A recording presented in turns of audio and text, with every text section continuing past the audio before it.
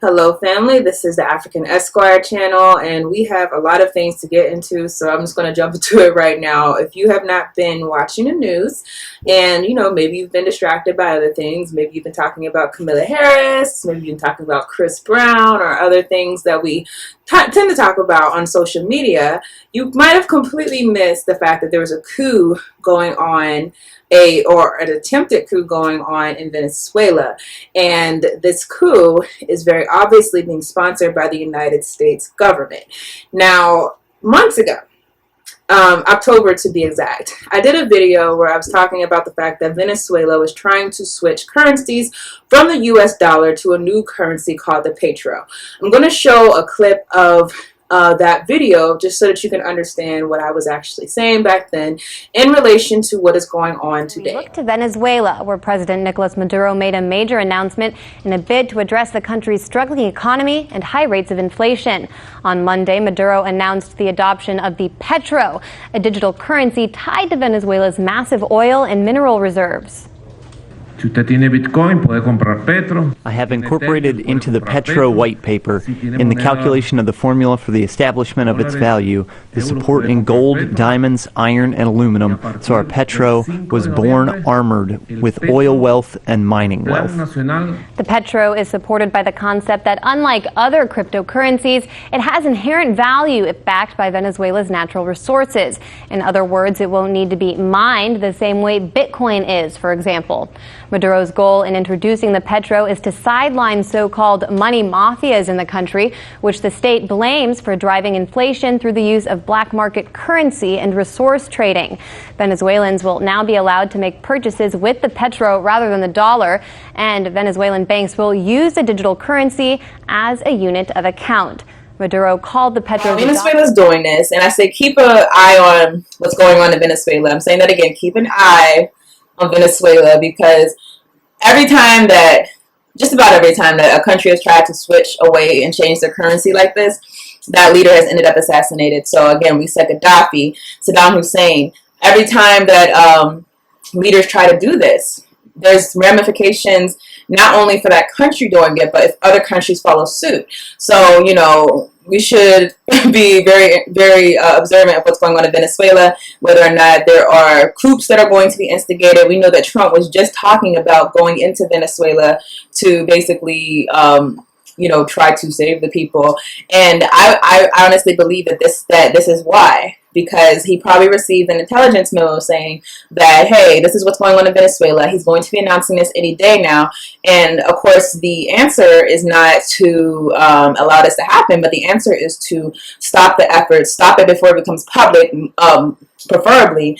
But regardless, try to stop it and stop other people from following suit. So I would say definitely observe Venezuela. And we actually have to have real conversations about the different currencies that we're using as African people, wherever you are, whether you're in the Caribbean, whether you're in the United States, whether you're in... Now fast forward to today, where there is news that a coup is being attempted in Venezuela. So watch this clip. It's kind of a lengthy clip, a little bit more lengthy than I like to give, but I think all of the information provided by Democracy Now! Is very vital. So please watch the whole clip, and I will come back with my commentary on what is going on over there. Democracy Now!, democracynow.org, The War and Peace Report. I'm Amy Goodman. We begin today's show in Venezuela. The Venezuelan government is accusing the United States of staging a coup after President Trump announced the U.S. would recognize opposition leader Juan Guaido as Venezuela's new leader. Trump made the announcement shortly after Guaido, the new head of Venezuela's National Assembly, declared himself president during a large opposition protest.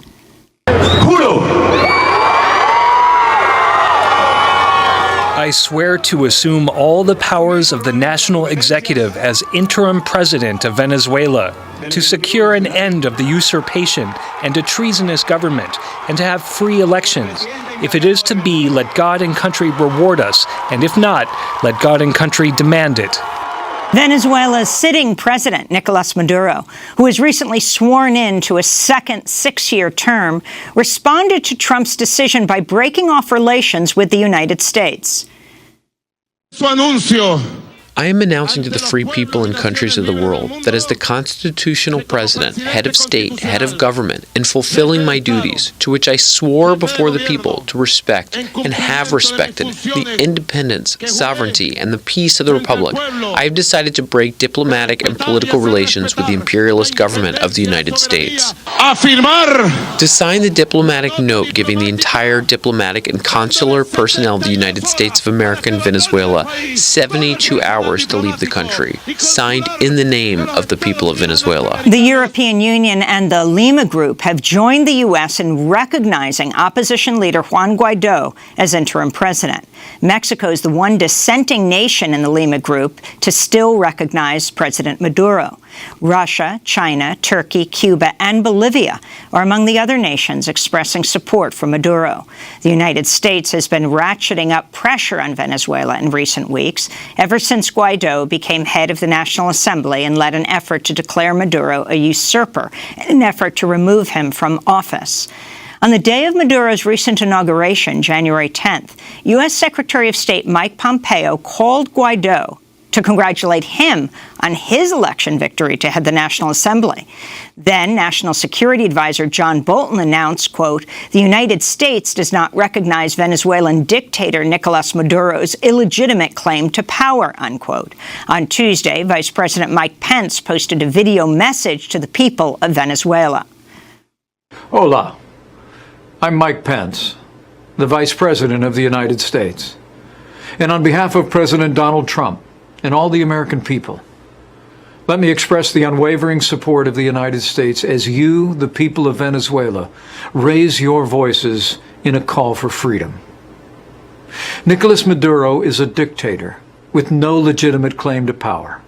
Vice President Pence posted that video a day before Guaido announced that he was the interim president. The U.S.-led effort targeting the oil-rich nation of Venezuela dates back 2 decades, since the late Hugo Chavez became president in 1999. In November, John Bolton accused Venezuela, Cuba, and Nicaragua of being part of a troika of tyranny. In September, the New York Times reported the Trump administration conducted secret meetings with rebellious military officers in Venezuela to discuss overthrowing Maduro. In August, Maduro survived an assassination attempt when he was attacked by a small drone. He accused the U.S. and Colombia of being involved in the plot. All of this comes as Venezuela is facing a staggering economic crisis caused in part by falling oil prices and broad U.S. sanctions. According to the IMF, inflation is over 1,000,000% in the last year, the highest rate in the world. It's kind of creepy, right? That this is exactly what happens after someone actually does what many other people have done before. I mean, this is what happened when Gaddafi tried to change his currency. This is what happened whenever Saddam Hussein tried to change his currency from the U.S. dollar to a different currency, or he tried to change his currency from the U.S. dollar to the euro. Gaddafi tried to change his currency from the U.S. dollar to the African and go to the African standard. And when this happened, what you've seen is that the regimes were mysteriously or supposedly the opposition was so strong that the United States wanted to help overthrow these governments, and that's exactly what happened. And this is what's happening again inside of Venezuela. Understand, African people, that this is the same thing that's going to be done to us whenever we finally do unite and actually try to assert that we have the right to be independent, to be sovereign, and to control our own resources, and especially control what money, currency that we use.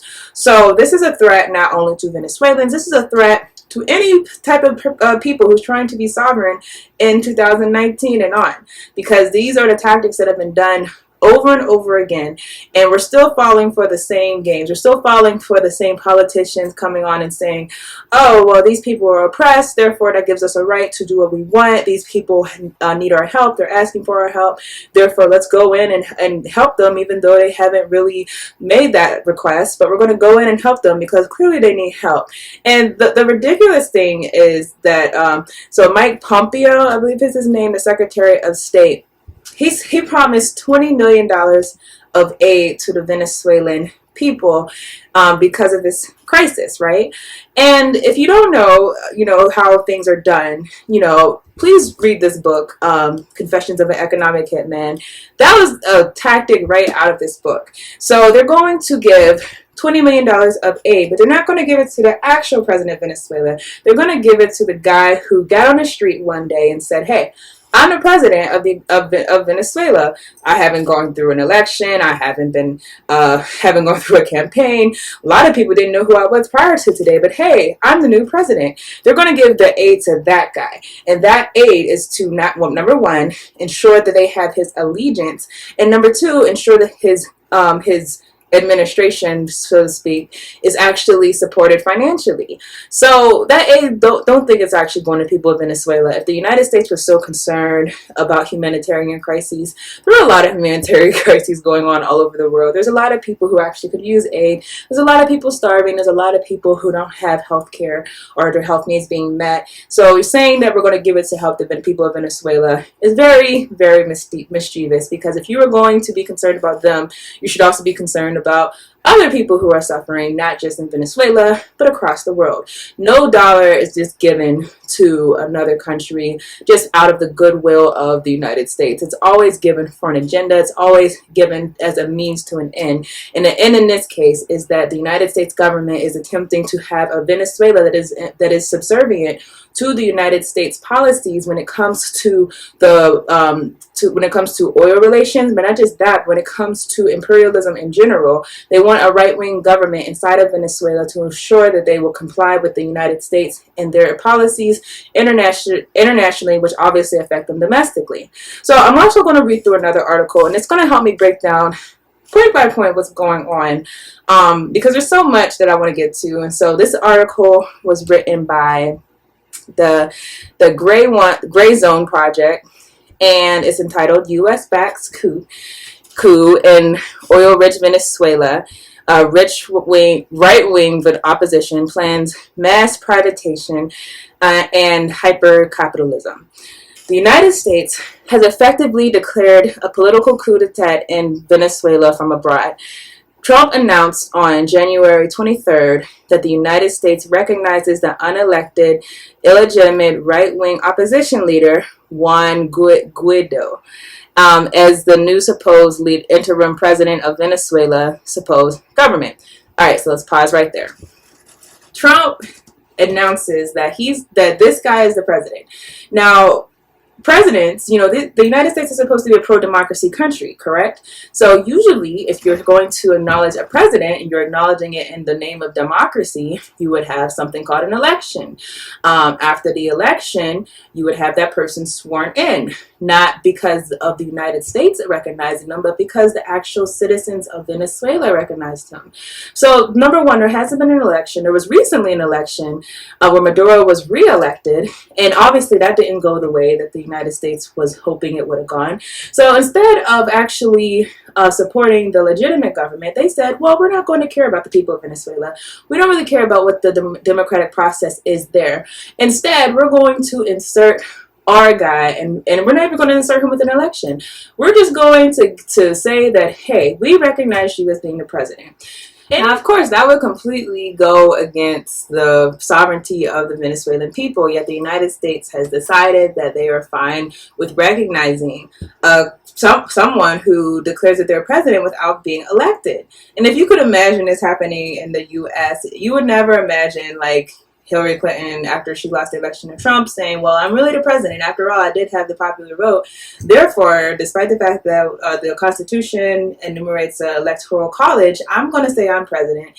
And let's say the international community got in it and said, yes, we're going to recognize you as president. Well, that wouldn't be acceptable to us. So why would it be acceptable for the United States to have that policy towards other countries? And this is actually one of the dumbest coups I've ever seen. Like, it's not even like they try to, stage a military coup and act like, this person overthrew the government. The government's still in place in Venezuela. They are straight up sponsoring a random guy off the street who's never done never run for an election for the presidency, who we don't know, most people don't even know who this guy is, and they're just going to sponsor him and think that that's okay. Think about the precedent that sets throughout the world. So any person who wants to say, hey, I'm the president, that means that Canada, United States, and European Union will just recognize that person if that person meets their interests. So this is, you notice that capitalism is getting more savvy savage the capitalism is getting, more blatant, and they're much less able to hide their intentions now, and they're more obvious in the way that they do things, and they're not even going to pretend that there's a regime change that's happening from the people. They're clearly showing that they are sponsoring a regime change from the outside of that country, and at the same time acting like this is going to embrace the sovereignty of the Venezuelan people. But obviously, if there was an election this year that just passed, and the people elected Maduro for a second term, and you're trying to say that their vote didn't count, you're trying to say instead the international community, that's the vote that counts. It's very ridiculous, and it's kind of crazy how blatant and out there it is, but it's not surprising, because more and more, the more capitalism starts to tap out, you're going to see them acting more brash, you're going to see them unable to conceal their work and their efforts, and you're going to see them do things that cannot necessarily be cleaned up in the history books. So let's keep going. Venezuela's backed opposition has pledged to carry out a mass privatization of state assets to implement harsh neoliberal capitalist policies. The opposition-controlled legislators declared in its transition that the centralized models of control of the economy will be replaced by a model of freedom and market-based on the right of each Venezuela to work under the guarantees of property rights and freedom of enterprise. So all of these, property rights, freedom of enterprise, right to work, all of these are code words for basically a capitalist, fascist state. And if you look at what's happening inside of the right-wing Latin American countries, or right-wing countries really anywhere in the world, on the continent of Africa and Europe, wherever, you see that there's an empowered class of people who actually are given funds, who actually are given favor by the government, who actually are able to work and do these great things, but the majority of the population is actually suffering. And that's what they want. They don't want something, a situation where you have people who are equally situated. Instead, they want a situation where you have a bourgeoisie who can be controlled by the masses and actually have the ability to live happy lives, but have the mass of the people not living those happy lives. So, understand, this is what they actually want. They don't want this idea that we are entitled to the same money, or we're all entitled to the same part of our resources. Instead, they want to make the setup seem as though capitalism, individualism, right to work, that's the thing that's going to bring some type of freedom or liberation.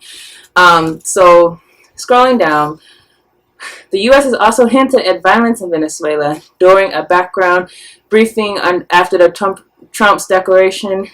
Journalist Dan Cohen heard a U.S. official declare that if the government of actual President Nicolas Maduro responds with any violence, they have no immediate future, they have no immediate likelihood, one way or another, they have their days counted.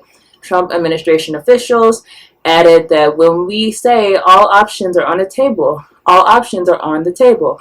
Let's hope Maduro and his cronies see the magnitude of this message. Now here's what's funny. So Canada's Liberal government, led by Prime Minister Justin Trudeau, Brazil's far-right government, led by Jair Bolsonaro, and the overtly pro-U.S. Organization of American States, and its Secretary General Luis Almagro, have joined Trump in endorsing this diplomatic coup. Likewise, the right-wing allied countries in Latin America, all of them basically have joined Trump. The region's few remaining leftist governments, Bolivia, Cuba, and Nicaragua, have continued recognizing Venezuela's legitimate government, as has Mexico's nearly left-wing elected president Andres Manuel Lopez Obrador. So let's just. This doesn't make any sense. The idea that the U.S. can do this doesn't make sense. From the beginning to the end, it just doesn't make any sense. It doesn't make any sense that Mike Pence comes out and say we're going to basically we're going to support a regime change in Venezuela, and then the day after that, the guy who says he's the new president of Venezuela randomly comes out and he goes out and says, yes, I'm the president of Venezuela. What doesn't make sense about this is that it's very obvious that this man is being supported by the United States. It's very obvious that this is a United States-led conspiracy. And it doesn't make sense that this is supposed to make sense to us. It doesn't make sense that we're supposed to feel some type of safety and some type of peace of mind living inside of a country, living inside of a world where these things are legitimate in the eyes of the U.S. government. So, you know, it's very crazy to me. We have to keep watching the situation closely. And again, as African people, understand that these are the tactics that we have to be studying. These are the tactics that we have to learn. You know, what would we do if this was our situation? If we finally had a free and independent African nation, if we had a free and not just African nation, if we had a free and independent continent, and we now know that the free Africa would come in direct opposition to the interests of a capitalist United States, capitalist European Union, capitalist China. And so what do we do when our interests collide with the interest of every other people? What do we do whenever every other country on the surface of this world looks at us and says, oh, we need a piece of the pie when it comes to Africa? And we're saying, no, you can't have it. We are sovereign people. If you want something, you're going to have to trade. It's going to have to be fair trade and whatnot. What do we do when they say, no, we don't want to do that? And they all agree. And they say, you know, we're going to recognize another leader inside of your borders. What will our response be? So let's think about these things. Let's study these things. Let's watch the situation very closely and let's condemn it, because it's no reason that the United States should feel that they have the ability to just declare who is going to be the leader of what country. Not just the United States, Canada, all these other supposedly liberal countries that are supposedly not as bad as Trump. Clearly, this is not just Trump acting. This is a bunch of countries that say that they're liberal also acting. And the fact is that these are capitalist countries who want to have access to Venezuela's oil without having to go through Maduro. So let's just understand that at the end of the day, this could easily happen with our people on our continent. We have to have a way to combat any such declarations from the international community. So that's really all I have on this. I'd love to see your guys' comments. Again, watch what's going on in Venezuela, because, you know, they've already declared another president of Venezuela, and the U.S. tends to not back down once they declare someone else as being president. Once they declare that they're not going to recognize a certain government, they tend not to back down. So really the only things that can happen is either they will actually topple the Maduro regime. And just a side note, I don't really want to say regime, the Maduro government. You know, they're saying that, you know, Maduro is a dictator and that's why they're doing this. But he's not a dictator. He actually has a conservative legislator. So it's not like he's the only head of state inside of the country. He's the president, and he has a court that actually validated his election, and he has the legislator.